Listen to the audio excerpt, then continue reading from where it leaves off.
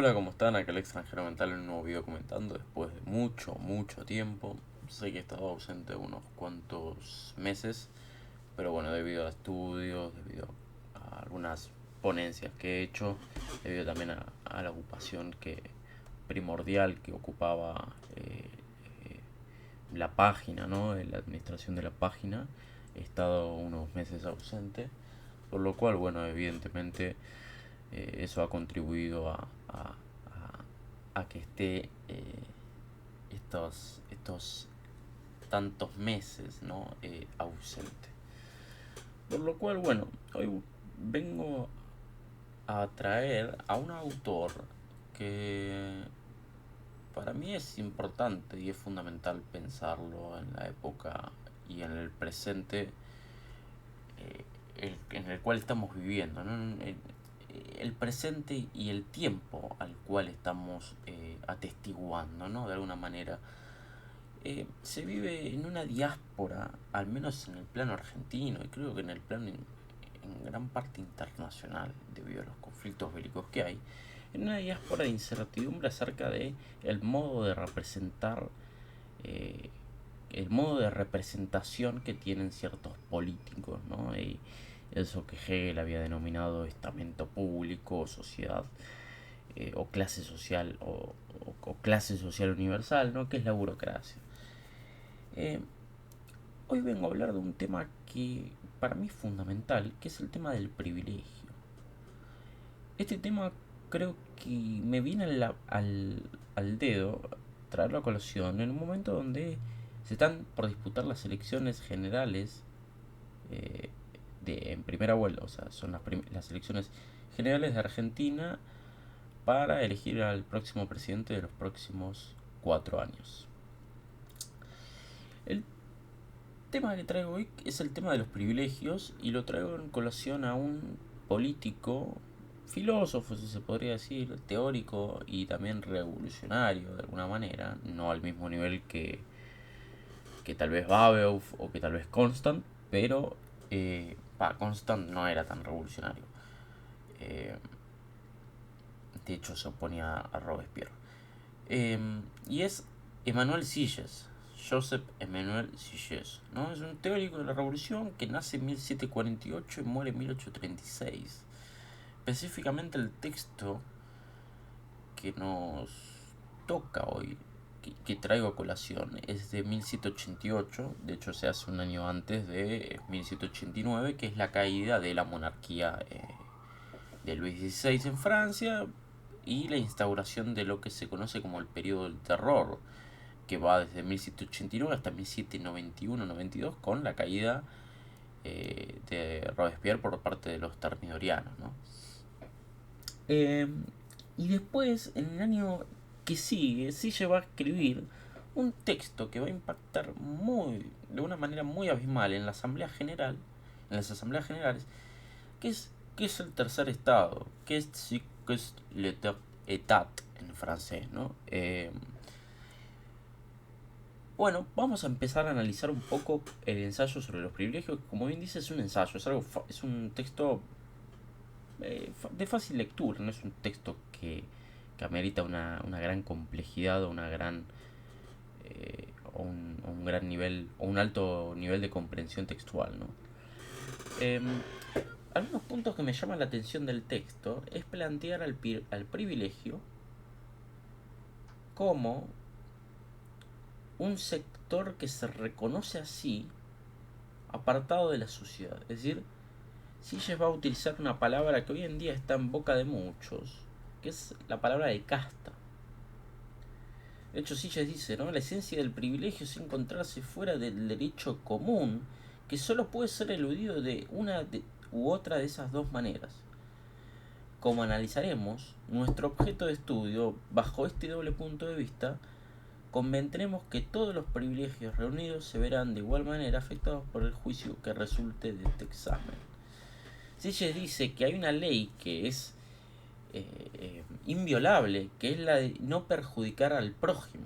De hecho, esto ya está en Rousseau. Rousseau cuando dice que el oficio del poder legislativo, que él lo identifica con el poder moral. Por eso él dice en el contrato social, toda acción libre tiene dos causas que lleva a producirla, una moral y otra física. La moral es la voluntad que determina el acto y la física el poder que lo ejecuta. Por lo tanto, el oficio del legislador, en el caso de Rousseau, es observar y analizar de manera paulatina si las personas son capaces de adaptarse a las leyes antes de promulgar las mismas leyes, ¿no?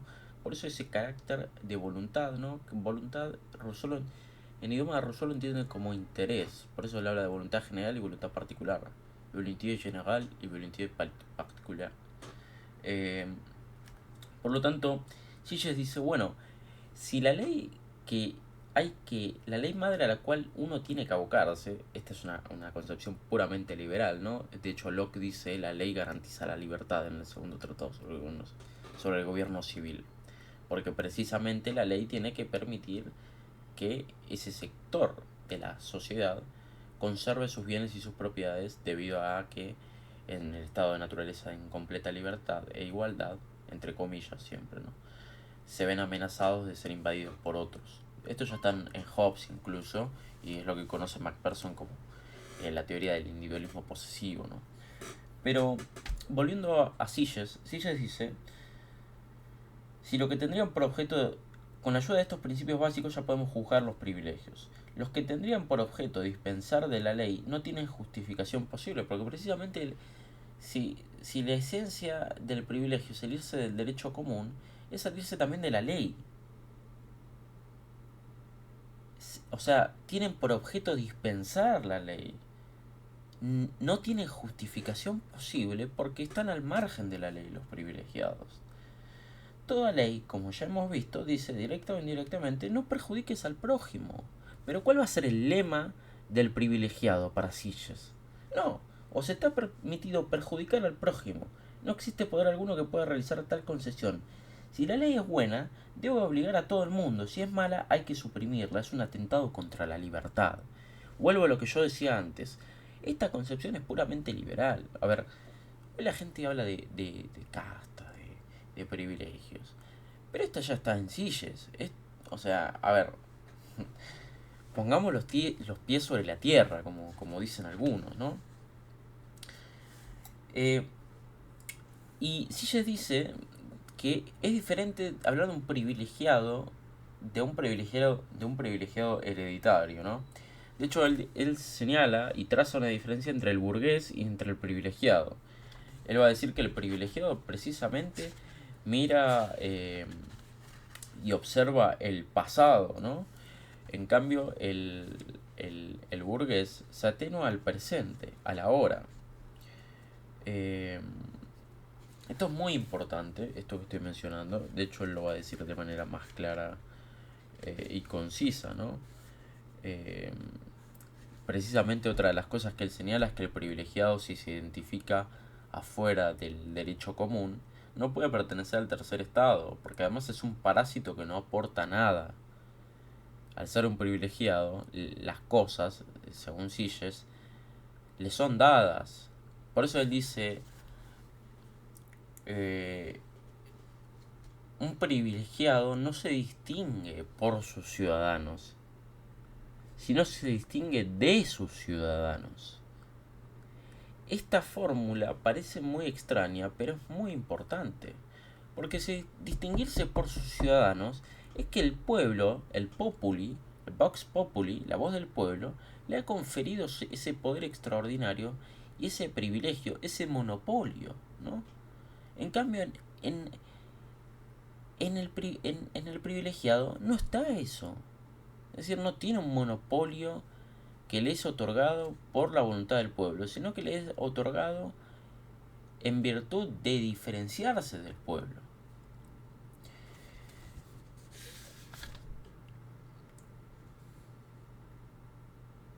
Precisamente es esto, ¿no? Solo en el pueblo existen las verdaderas necesidades. En él reside la patria y los grandes hombres están llamados a consagrar sus talentos a ella. Por consiguiente, la recompensa que estos debieran ambicionar sería la consideración del pueblo. los acontecimientos ciegos, las malas leyes, más ciegas aún, han conspirado contra la multitud, que se ha visto desheredada, privada de todo.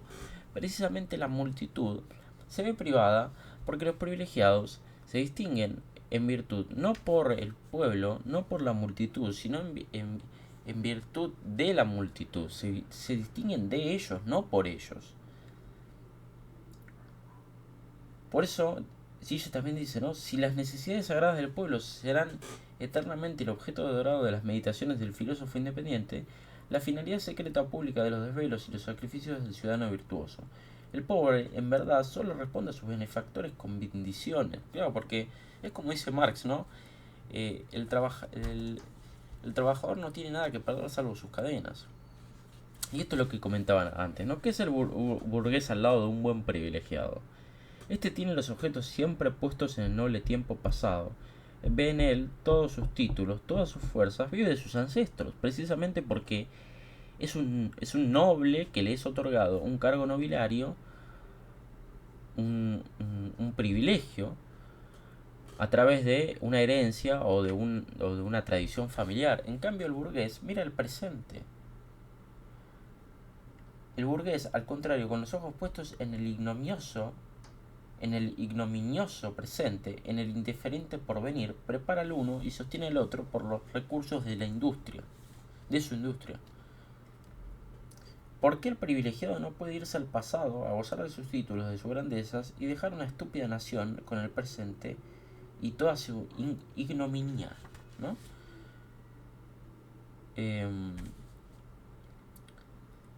Esto también es muy importante, ¿no? Si un privilegiado sufre la menor dificultad por parte de la clase que desprecia, primero se irrita. Es decir, si por ejemplo un privilegiado, alguien que tiene mucho poder adquisitivo, se siente irritado por una persona con un bajo poder adquisitivo, se irrita y se siente herido en sus prerrogativas, quiere sentirse perjudicado en sus bienes, en sus propiedades, ¿no? Es como que no solamente lo está afectando de manera moral y de manera política, sino de manera económica. Y enseguida se pone nervioso, excita a todos sus coprivilegiados y acaba formando una confederación terrible, lista para sacrificarlo todo con tal de mantener y luego aumentar sus odiosas prerrogativas, ¿no?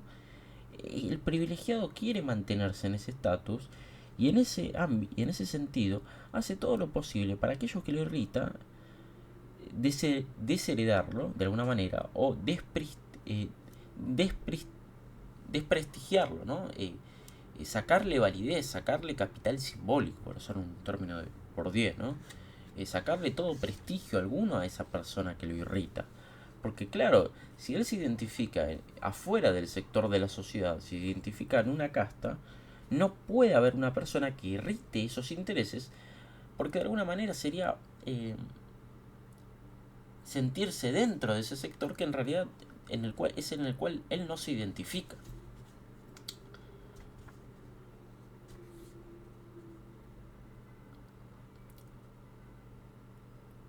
Hacer de un privilegio una propiedad transmisible es acabar con cualquier justificación de los privilegios, dice Sillos.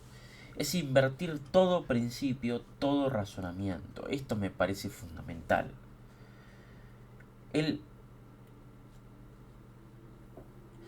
Si el privilegiado toma al privilegio como una propiedad o como algo transmisible, eso quiere decir que es algo que se posee, es un objeto de posesión, es algo lo cual todo el mundo puede poseer. Pero no es así. Por eso dice Silles que si el privilegio es una propiedad transmisible, es decir, si todo el mundo puede transmitirse un privilegio de un lado a otro, sería acabar con cualquier justificación del privilegio, porque el privilegio existe precisamente porque no es algo que se posea, sino que es algo de lo cual unos pocos tienen a excepción de unos muchos, precisamente, ¿no? Por lo tanto, se fecunda en el interés personal del privilegiado la idea de que está fuera del pueblo y se identifica fuera del ciudadano común, ¿no? A los privilegiados no debería bastarles con considerarse como una especie humana aparte. han llegado a considerarse a sí mismos y sus descendientes, o sea, sus herederos, con modestia y casi con toda su buena voluntad, voluntad traducido como interés en el léxico jurídico político francés, ¿no? Como una necesidad, ¿no? O sea, es una necesidad para ellos ser privilegiados. Fíjense lo loco, o sea, lo extrafalario que suena esto, que es una, como una necesidad de los pueblos y no como meros funcionarios de la cosa pública. Se parecerían al resto de los mandatarios públicos independientemente de su origen de clase. Se imaginan a sí mismos en tanto que cuerpos privilegiados necesarios a toda sociedad que vive bajo un régimen monárquico. Es decir, hay una coexistencia en la cual el privilegiado, si bien se identifica, y no le basta solo con identificarse como una especie humana aparte, en el caso de ser funcionario público, el cual pertenece a una esfera de acción, como dice Schmidt, en la cual se ve limitado bajo las leyes, se imaginan como un cuerpo privilegiado del cual encima dispone puramente de y, y por necesidad el pueblo. A ver, esto es muy presente. O sea, a ver, solo basta la imagen vil y, y, y extrafalaria, eh, bárbara, déspota, de Martín Insaurralde yéndose en un yate a Marbella, de Puigdemont en el caso de España, estando siendo acusado de escándalos de corrupción y estando prófugo de la justicia, y al mismo tiempo, mientras estos privilegiados, vuelvo a lo mismo, se identifican como una especie humana aparte, como personas intocables, con fueros, con indultos presidenciales incluso, tenemos que soportar la barbarie de que el pueblo apela a la necesidad de ellos, mientras que ellos apelan a la necesidad de ellos, o sea, del pueblo, simplemente para conservar ese estatus de privilegio. Es decir, si hay un político, si hay un... Sacamos la palabra político. Si hay un privilegiado, es precisamente porque dispersa, el privilegio dispensa o dispersa al que lo obtiene, como bien dicen, como dispensa para el que lo obtiene y desalienta para los que no, ¿no? Eh, el privilegio es algo que no es natural, es algo anterior a los bienes y las propiedades, va a decir Silles. Precisamente, bueno, esto también está en Babeuf, ¿no? Babeuf dice, a ver, la propiedad privada no es un derecho natural, no es algo que viene dado. Eso está en la literatura liberal. Locke dice que sí es un derecho que es inherente a la naturaleza humana y por lo cual el hombre forja las sociedades precisamente para conservar y proteger esos bienes y esas propiedades. Ahora, el problema, creo que es central lo que está diciendo Silles. Lo que está diciendo Silles acá es algo muy parecido que va a decir Rousseau en el contrato social, cuando dice que el poder legislativo, la burocracia, cede orden a cambio, cede miseria a cambio de orden. Acá es lo mismo, pero va a la inversa. Silles dice, el privilegiado requiere de la necesidad de un pueblo, porque sin el pueblo, precisamente, él no se puede identificar como una especie, como una especie humana o como una casta aparte de alguna manera, ¿no? Precisamente necesita del pueblo para identificarse y estar afuera de ese pueblo, pero al mismo tiempo necesita de ese pueblo porque sin el pueblo y sin la sociedad, él no tiene el estatus de privilegiado. O sea, si hay un privilegiado es porque hay injusticias, porque hay desigualdad, porque hay pobreza, porque hay gente que no llega a fin de mes. Precisamente por eso hay privilegiados. Y por eso Silles dice que el privilegio, en este caso, es algo que viene por naturaleza. O sea, que viene por naturaleza dado de manera hereditaria. Por eso, esto me parece fundamental, ¿no? Porque es extrafalario lo que está diciendo Silles acá. Está hablando de algo que está en el presente. A ver, es interesante pensar esto en un sentido dialéctico, no en un sentido de negación y afirmación, como cómo el pueblo afirma la necesidad de un gobernante, pero cómo al mismo tiempo el gobernante niega esa, esa, esa necesidad con otra necesidad que es la de ser privilegiado a costa de esas personas que piensan que el privilegiado en realidad es un político noble, que vive bajo ideales no despóticos, no corruptos, ¿no? Que no hay una jerarquía de poder a la cual se subordine el privilegiado y no haya otros privilegiados, ¿no? Por lo tanto, el privilegiado es un parásito, es alguien que no otorga y que no garantiza orden alguno, que no trae bienestar ni superávit fiscal, llevándolo al caso económico, a la sociedad. Por lo tanto, el privilegiado, al ser un parásito, no puede integrar el tercer estado, dice Silles, porque precisamente se identifica como una especie humana aparte, a costa del tercer estado y a costa de la sociedad. Sociedad misma que le garantiza el privilegio pensando que ese privilegiado le va a ser noble con esa persona. Y no, en política no hay ideales, no hay ideales. Silles en 1788 lo está diciendo, lo que me parece alucinante. Y repito, va más allá del ideal de la idea y de la concepción política que uno pueda tener. Esto ya está en Hegel, está en la filosofía del derecho de Hegel. Cuando Laclau dice, en los fundamentos retóricos de la sociedad, cuando Laclau dice en este libro, que ven acá ustedes, cuando Laclau dice, para Hegel la burocracia, entendida como el conjunto de los aparatos del Estado, era un lugar de la universalidad. La burocracia era la clase social universal. La sociedad civil era, por el contrario, el reino del particularismo. Está haciendo alusión a esto que dice Silles. O sea, Hegel es posterior. Posterior. Muere 5 años antes que muera Silles, creo. O Silles es del 1848. No, muere 5 años antes. Está haciendo alusión también a lo que está mencionando acá la Clo de Hegel. Precisamente Marx, la originalidad que tiene Marx es tratar de invertir esa dialéctica. Pero yo creo que lo que no vio Marx es que los privilegiados van a seguir existiendo porque utilizan como justificativo la lucha de clases para poner en un determinado estrato de la sociedad a personas que persisten y subsisten a base de la miseria y de la desigualdad del pueblo. Por eso Laclau dice que el populismo es un concepto eh,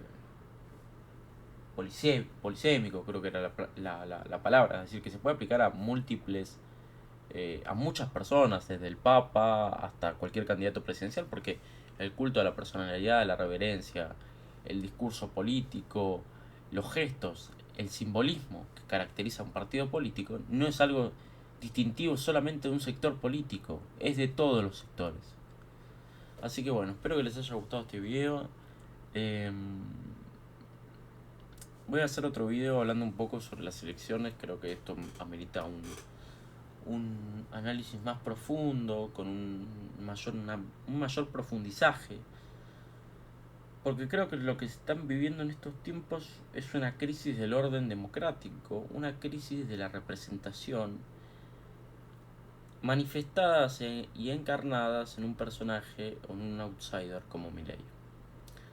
Sin más, espero que les haya gustado y nos vemos en el próximo video.